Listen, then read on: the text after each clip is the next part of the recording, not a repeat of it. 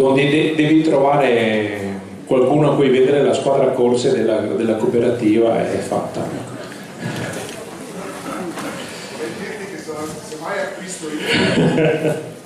Allora, volevamo introdurre, abbiamo voluto introdurre il lancio del convegno proprio con questo video, che è un po' la storia di come nasce la scuderia Ferrari, e ci è piaciuto da subito quando l'abbiamo visto per caso, perché è il sogno che permane nell'idea di quest'uomo e che lo anima. Lo anima da costruire una cosa che è riconosciuta in tutto il mondo, e sapete bene poi la storia come è andata. Ecco, noi pensiamo che dietro l'idea della nostra comunità capi, e poi chi parlerà dopo di me ce lo spiegherà bene, c'era un grande sogno di una grande associazione. Più volte però, ultimamente, quando ci troviamo a parlare con i capi, in tutte le grandi avventure che abbiamo vissuto in questo periodo anche con i nostri ragazzi, si rimanda sempre a quelle che sono state ultimamente un po' le debolezze delle nostre comunità capi. Forse tante volte non si percepiva qual era il sogno che doveva animare la vita di una comunità capi. Noi non pensiamo che questo sogno sia svanito, pensiamo che invece dobbiamo ritrovarlo, dobbiamo imparare forse a riconoscerlo con quello che facciamo tutti i giorni con i nostri ragazzi.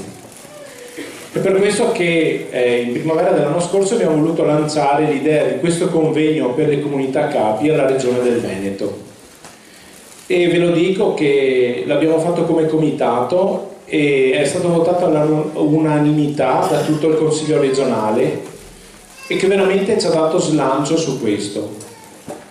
Stiamo lavorando su questo convegno che parte ufficialmente, direi, da oggi. L'abbiamo presentato un po' all'interno dei vari consigli di zona in questo periodo, ce ne mancano solo 2, Castelfranco e Belluno, ma che faremo la prossima settimana, e parte da oggi proprio questo percorso che ci porterà a Jesolo il 25 e 26 di marzo. Allora, da domani sono aperte su Buona Caccia le preiscrizioni delle comunità capi al convegno.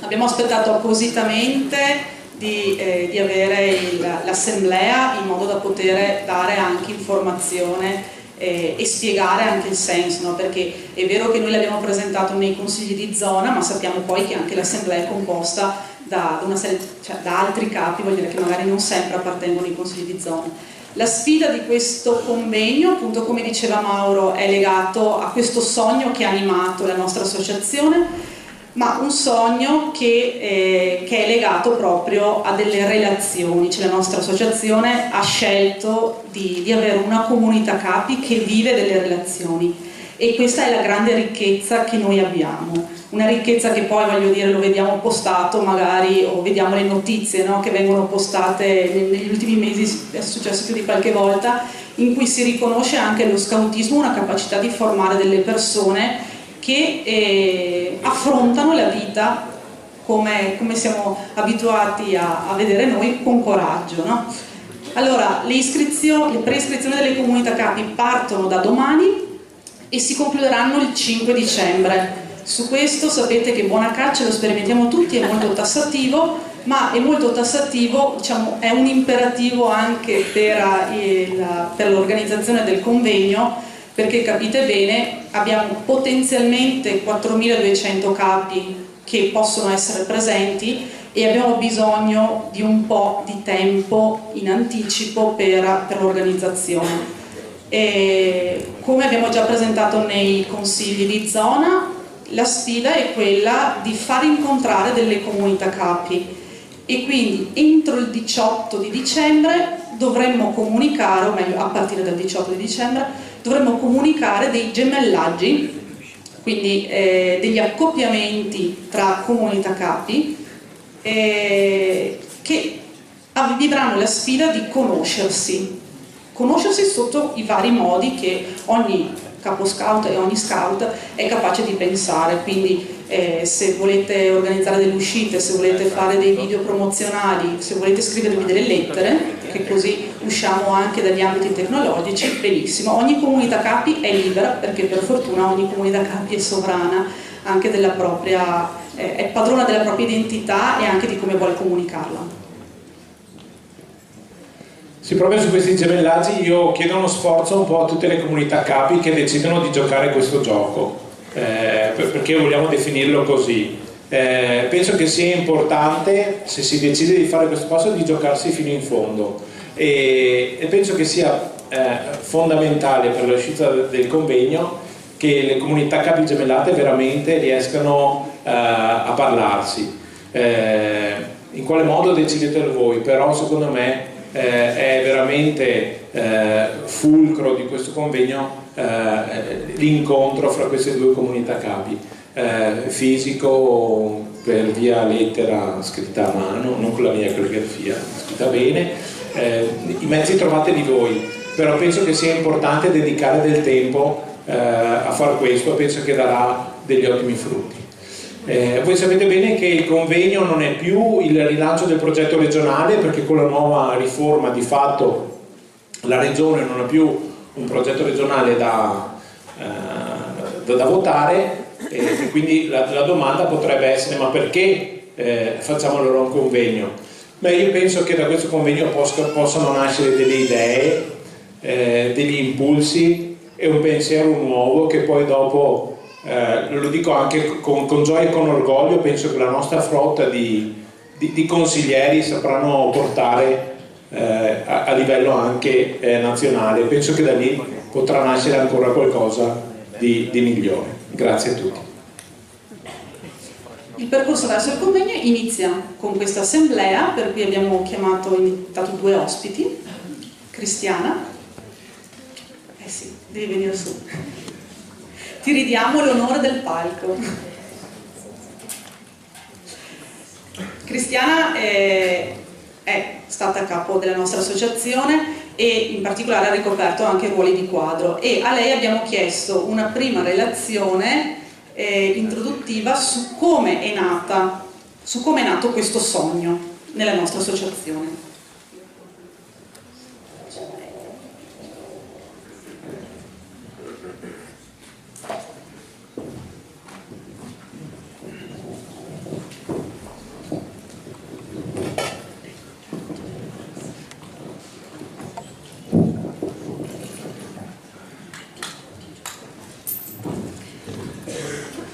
Buongiorno a tutti, tengo l'orologio così so che ho tempo relativo, e volevo iniziare con un'immagine potente. Mi è piaciuto che abbiate fatto vedere un pezzo con Sergio Castellitto, perché il cinema è una delle mie passioni e avevo pensato di, poi non ce l'ho fatta perché mio fratello è molto tecnologico, io faccio un po' di fatica, di mettere in chiavetta la prima parte l'inizio della Compagnia dell'Anello, del Signore degli Anelli, non solo dal libro ma film di Percy Jackson, scusate, Peter Jackson, e l'idea era quella che in qualche modo ha mosso la riflessione sulla comunità cattolica.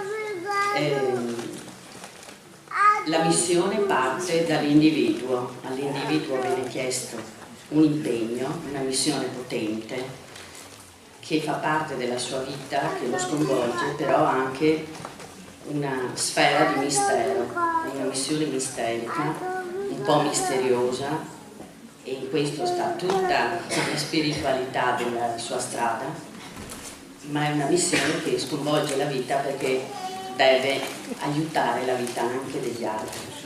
In questa missione l'individuo, in questo caso prima Bilbo, poi Frodo, scopre se stesso, ma non può farlo da solo, ha bisogno di Sam, che è il suo amico migliore.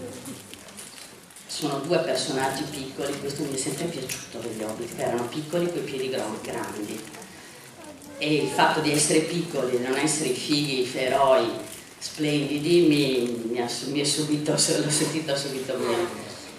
E l'altra cosa è che nell'inizio Tolkien lo scrive approfonditamente, c'è proprio il costruirsi di un personaggio dopo l'altro di questa compagnia dell'anello, dove ognuno ha una sua caratteristica, però insieme formano quella piccola comunità che è indispensabile per il raggiungimento dell'obiettivo. Con questa immagine, immaginatevi, andate a rivedere proprio l'inizio di questo film, abbiamo cominciato un'avventura speciale che era l'anno 1974-75, la fusione delle due parti associative, l'AGI e l'ASCI. Le due parti associative, piccola premessa, molti di noi lo sanno perché alcuni di noi vedo sono più datati di altri, però l'AGI aveva una formazione prevalentemente ovviamente maschile e femminile, e l'ASCI prevalentemente maschile, ma tra le due associazioni non c'era mai stato in realtà una grandissima compartecipazione, quindi una serie di ideali comuni di fondo, perché il metodo era quello, anche se il guidismo affondava le sue radici anche in modo particolare, e quindi soprattutto in Italia le due entità viaggiavano su binari un po' paralleli ma anche molto distanti. Vi tralascio tutta l'analisi storica che non è mio compito, però voi capite bene che è un po' difficile, lo vedo anche a scuola, raccontare quello che sono stati per noi, che comunque veniamo, anche noi eravamo quelli che arrivavano dopo, quella che è stata la rivoluzione degli anni 60. Chiaramente una rivoluzione culturale e poi politica in senso ampio. Ma questa rivoluzione culturale ha fatto sì che veramente noi che eravamo giovani avevamo la sensazione di quello che è venuto fuori all'inizio, la sensazione di riuscire a realizzare un sogno, che fosse un sogno piccolo, un sogno grande, questo era quello che ci faceva muovere. E quando Olga mi ha chiesto questo intervento, dentro di me, a parte l'emozione di dire ma chi sono io per, no? Poi ho cominciato a rivivere quei momenti ed è difficile anche raccontarlo ai miei figli, perché sono stati davvero dei momenti speciali, non che questi non lo siano, però quel momento lì, a livello anche direi globale, planetario, è successo qualcosa con pregi e difetti che dava la sensazione che davvero tu eri in quel momento storico, potevi fare qualcosa per la vita tua e la vita degli altri, potevi, tra virgolette, cambiare un po' la storia. Se mi permettete, questa sensazione dai miei figli la sento poco e la vivo poco anche a scuola, la vivo poco tra il mondo giovanile. Questo mi dispiace tantissimo perché capisco la difficoltà che i ragazzi e i giovani capi di oggi possono vivere. Allora era il 74, le due associazioni dopo un percorso si sono messe insieme, lo faccio in maniera sintetica, certamente non in maniera facile, perché l'ASCI aveva una metodologia piuttosto rigida, mentre l'AGI aveva un'attenzione pedagogico-educativa più ampia. Avevano anche due caratteristiche molto ben definite, perché oggi siamo qui maschi e femmine, ma non era così scontato appunto fino al 74-75. Le due associazioni si mettono insieme, fanno molta fatica a camminare, si confrontano, mettono insieme i due stili educativi, a volte anche discutendo con una buona base di conflittualità. L'AGI, dal canto suo, non voleva perdere quella specificità educativa, soprattutto pedagogica, che era stata la sua caratteristica, la sua peculiare ricchezza. In questo frangente, dal 75 in poi, era ovvio che i capi hanno cominciato a guardarsi in faccia ed era ovvio che doveva essere doveva iniziare un percorso in cui era inevitabile, nel momento in cui le unità facevano strada insieme, guardarsi negli occhi e dire boh, e adesso che cosa facciamo insieme, pur avendo inizialmente le unità separate. E il cammino, come vi ripeto, non è stato facile, però è stato molto interessante. E allora, per esempio, mi sono venuti in mente tantissimi esempi, il fatto che sia l'Agi che l'Asci non era scontato avere l'idea che tu da coccinella dovevi diventare scolta e il percorso doveva avere, il sentiero doveva arrivare lì, perché ognuno faceva il suo pezzetto. E prima della fusione non era nemmeno scontato che i capi delle singole associazioni si parlassero tra di loro. Quindi il fatto di unire le associazioni ha giocoforza creato non solo l'idea della comunità, cioè l'idea di un gruppo di persone che volenti o nolenti dovevano confrontarsi, ma l'idea che il cammino pedagogico diventava educativo e diventava ad ampio respiro, e quindi all'interno di questo si cominciava a creare l'idea di un progetto comune. Su questo progetto comune diciamo che c'è stata una delle prime diatribe tra le due associazioni nel momento dell'unione, però è stato anche il cammino più interessante, cioè quello del progetto educativo, cioè l'idea che una coccinella e un lupetto passassero la loro infanzia, arrivassero all'adolescenza e arrivassero alla prima giovinezza, col noviziato, con il clan e poi alla partenza, è stato veramente un cammino di scoperta. In questo un altro aspetto molto importante allora, due sono gli aspetti importanti che sono emersi nei primi anni. Primo, non si può più pensare di fare da soli per conto proprio, non si può più tornare indietro. Una volta che ci si è uniti, l'aspetto comunitario diventa indispensabile. La seconda cosa importante era che tutto sommato trovarsi insieme per progettare insieme creava dei rapporti, delle relazioni. Sentivo prima che parlavate, no? Del ristabilire l'importanza delle relazioni. Questo creava dei rapporti che non erano più solo tra maschi, non erano più solo tra femmine, ma erano tra maschi e femmine.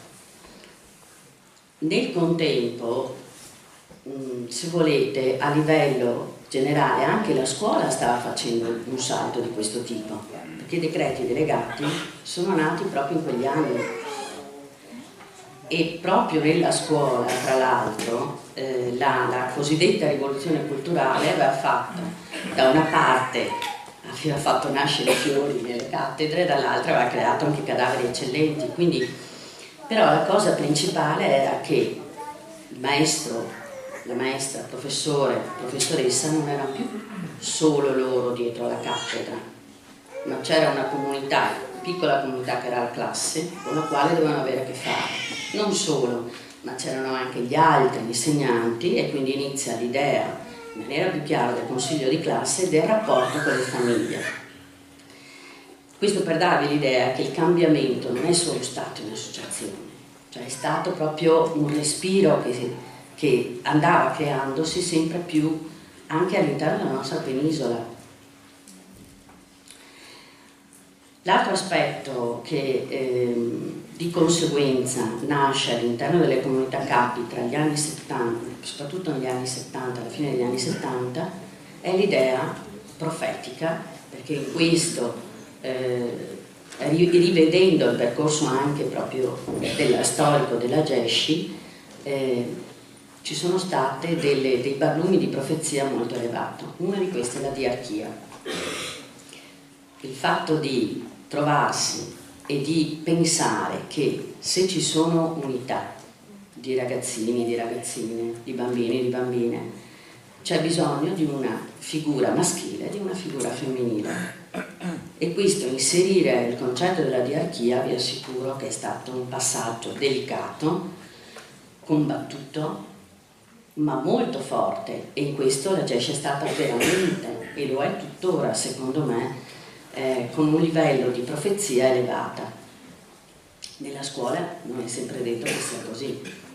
Le scuole elementari, la scuola primaria, se voi guardate, è in grandissima parte gestita da personale femminile, dove in realtà ci vorrebbe una presenza maschile elevata per dare la dimensione ai bambini di due entità diverse ma che collaborano insieme.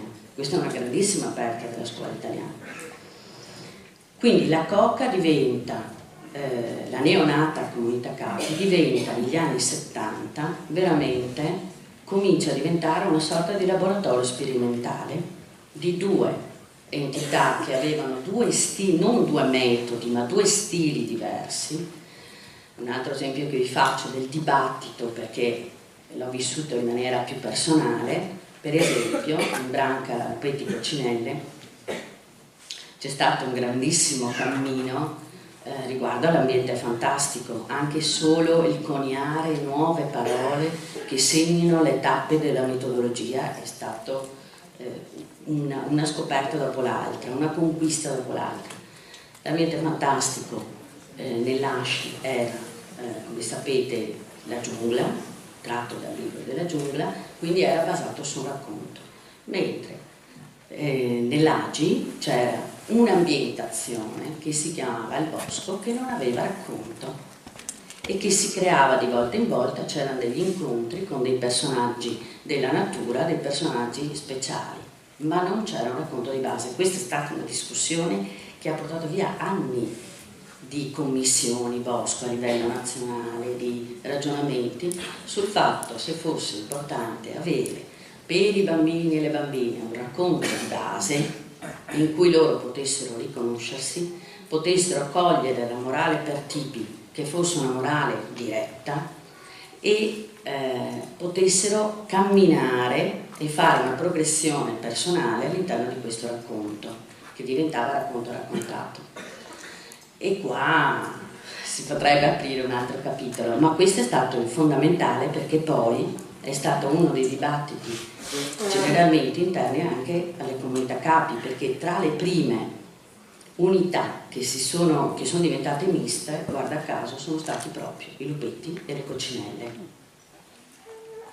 Non entro nel merito, ma magari se vi andate a cercare, una delle tante battute in comunità capi era, e non solo ovviamente, ma noi siamo diarchia, poi costringiamo i bambini, soprattutto le bambine, a diventare come Mowgli. Ma le bambine si possono riconoscere in Mowgli e i bambini si possono riconoscere nella coccinella? Questo è stato un dibattito che ha portato via anni di lavoro.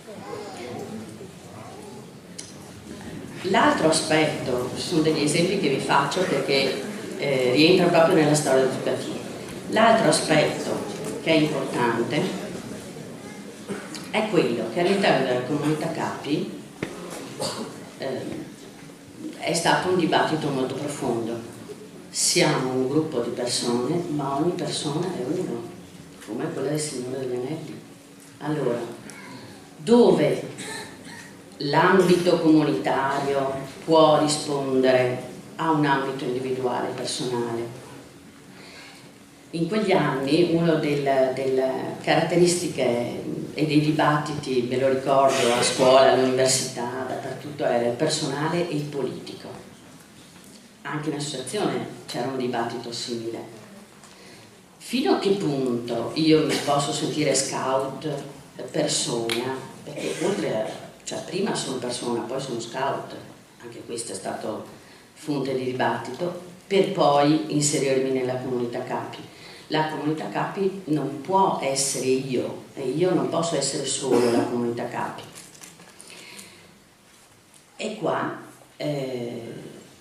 non vi sto dando delle ricette o delle risposte, lungi da me, perché adesso poi è tutto cambiato, per cui Però uno dei dibattiti è stato anche questo, e quindi l'idea che la persona comunque resti al centro e che la persona deve essere rimessa al centro del proprio percorso personale, e quindi poi a livello associativo tutta la progressione personale anche del capo con una formazione permanente, e quindi con la formazione capi,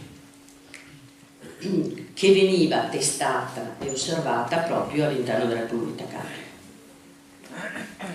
Che cosa era importante allora in comunità capi per quegli anni, negli anni 70, negli anni 80, anche negli anni 90?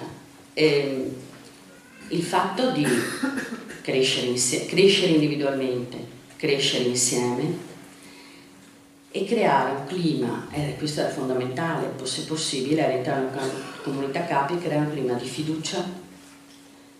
Sapete che la fiducia va di pari passo con la fede, quindi fede e fiducia si toccano, creare un clima di fratellanza, la famosa, quella che ormai sappiamo tutti, la fratellanza scout.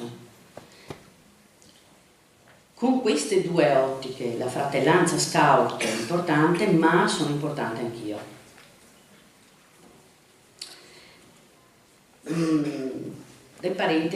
Una parentesi particolare. Ci siamo chiesti a casa, anche con i miei figli, ma come eravamo noi da giovani? Cioè, perché in comunità capi?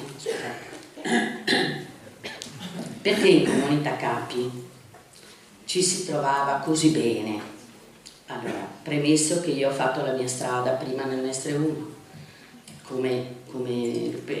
da Coccinella fino al clan, eccetera. Però poi ho lavorato moltissimo nel Mestre 2 come capo e poi nel Verona primo.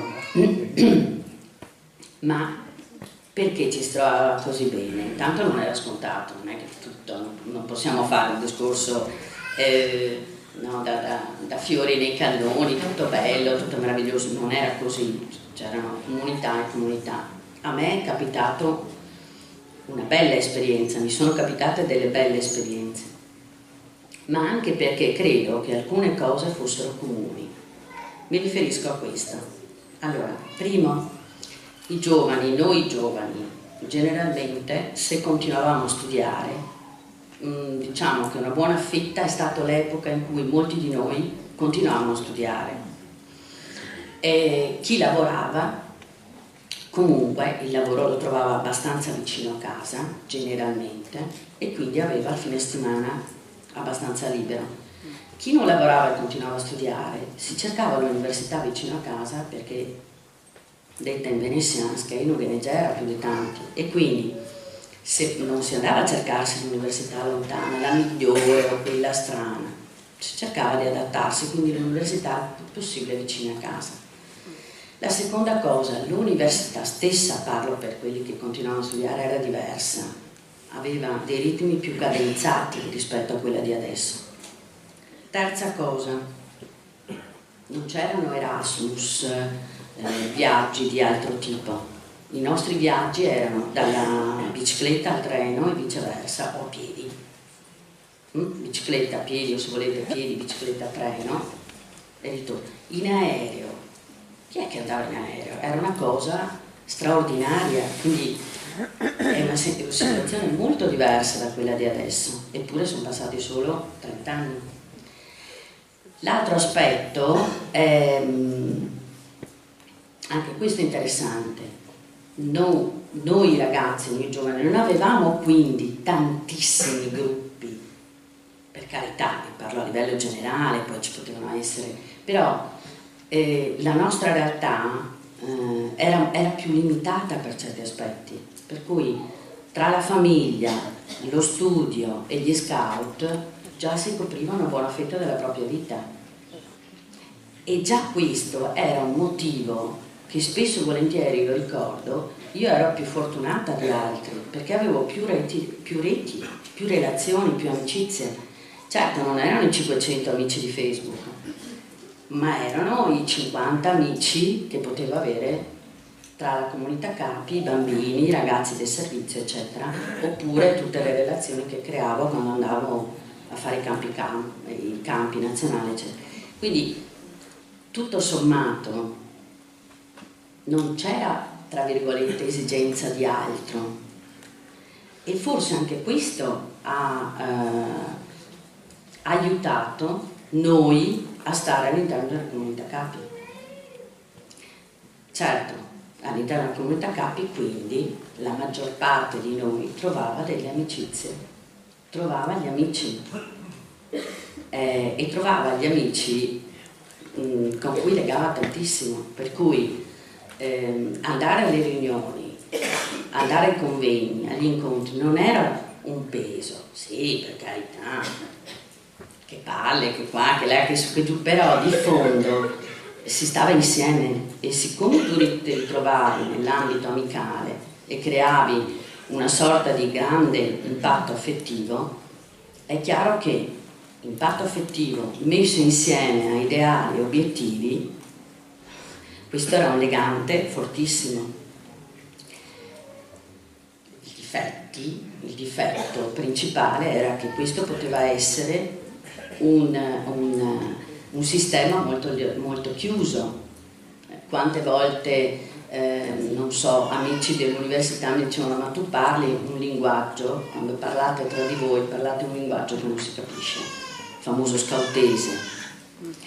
Oppure, altro aspetto di cui mi sono accorta man mano che passava il tempo, era quello che degli scout, quando hai dei ruoli, insomma, questo ti dà importanza, e quindi il ruolo può diventare una sorta di autoreferenzialità che ti appaga tutto il resto anche all'esterno della tua vita. Credo che questa situazione sia in qualche modo mutata. Questa è stata, diciamo, alcuni aspetti del percorso storico delle comunità Capi, cioè il trovare, quindi mettersi in relazione tra uomini e donne, trovare dei punti in comune e lavorare per un obiettivo, per obiettivi comuni, avere un progetto che dipende dalla comunità reale, ma anche che fa riferimento a un progetto più alto. Trovare una comunità amicale, camminare insieme agli amici, che quindi non sono più solo gli scout, ma sono anche amici, cercare di ritrovare se stessi. Se volete, questo del ritrovare se stessi o del fare un lavoro su di sé, ecco, su questo devo dire che negli ultimi anni è stato uno dei punti di discussione, gli snodi di discussione degli ultimi anni della comunità Capi, perché nel frattempo la società è cambiata e l'evoluzione è stata più sull'individuo che non sull'aspetto comunitario. E due parole su quello che poteva essere, su quello che è stata la mia esperienza. Allora, l'esperienza nel Mestre 2, parlo del Mestre 2 perché il Mestre primo io ho fatto il mio cammino da scout, da coccinella mentre il Mestre 2 ho cominciato da giovane a fare l'aiuto capo, fare la gavetta, come si dice. E per me è stato davvero un momento importantissimo, perché tornata dalla Toscana, dove con la mia famiglia eravamo stati 3 anni, questo mi ha permesso di crearmi nuove relazioni, di ritrovare gli amici che avevo lasciato e di fare dei percorsi che mi hanno portato ad allargarmi dalla mia comunità Capi fino alla zona, alla regione, alla nazione, eccetera. Ecco, questo è stato molto importante perché, e qui apro una piccola cosa sul lato personale, io sono gratissima, sono molto grata allo scoutismo, ma quando sono stata un po' più grande ho scoperto una parte di me che non riuscivo a manifestare all'interno degli scout e della GESCI. È per quello che credo ci siano anche delle difficoltà nel valutare poi ogni singolo individuo.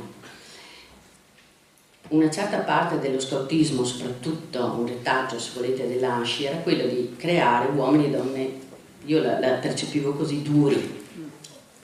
E io, che sono sempre stata ero una bambina piuttosto cicciottella, piuttosto pigra, piuttosto tranquilla, facevo fatica ad affrontare determinati momenti ai campi, alle uscite, perché proprio le sentivo, la mia era una fatica non solo fisica, era una fatica mentale, e non riuscivo a capire perché mi attraeva da una parte e mi teneva lontana dall'altra, tant'è che quando sono tornata a Mestre, dopo la Toscana, avevo sentito la necessità di aprire quella parte, tra virgolette, artistica di me che avevo tenuta nascosta.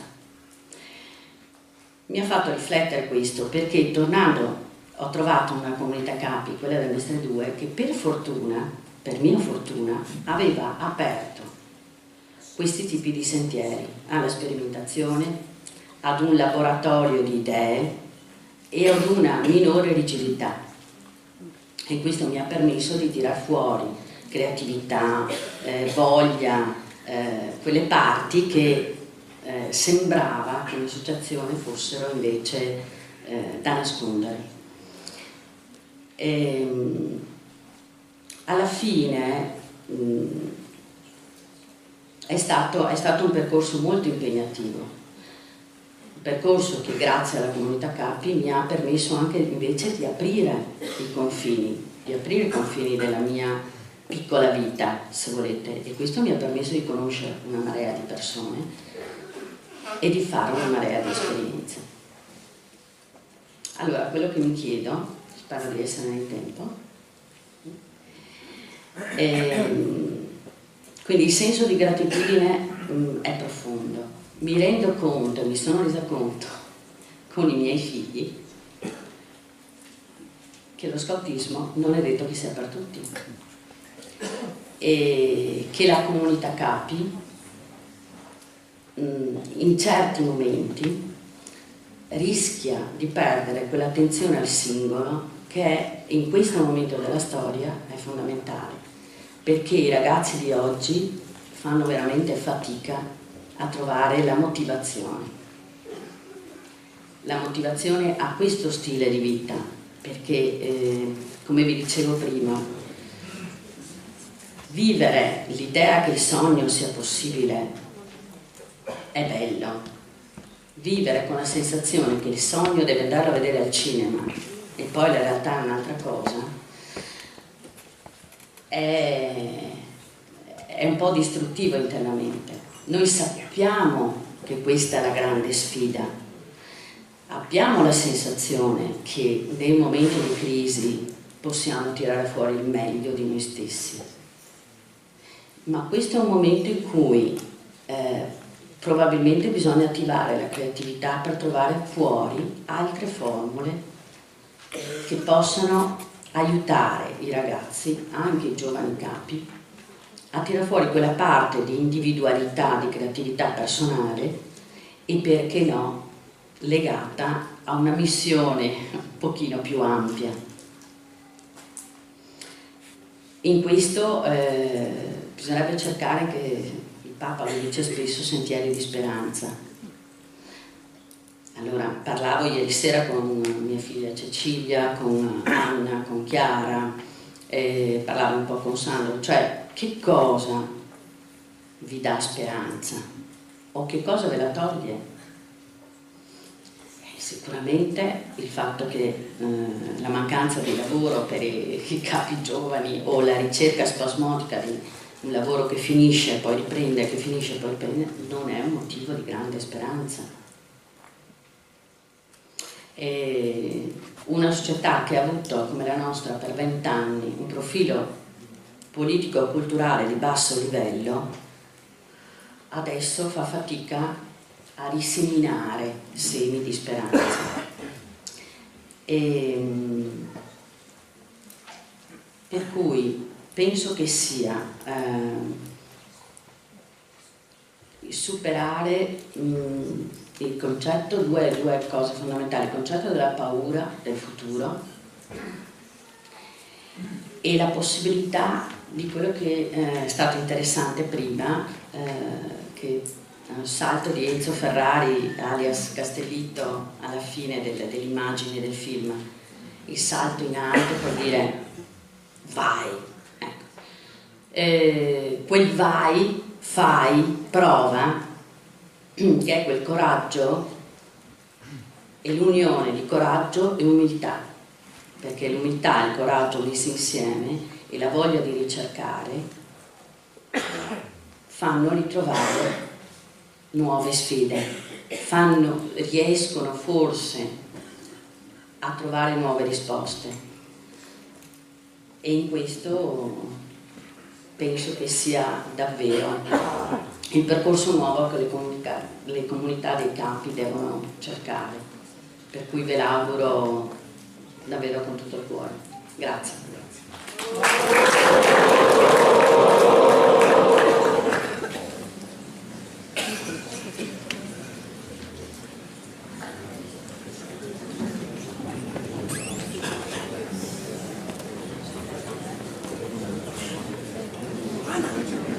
C'è qualche domanda? Qualche intervento, qualche richiesta di chiarimento? Approfondimento?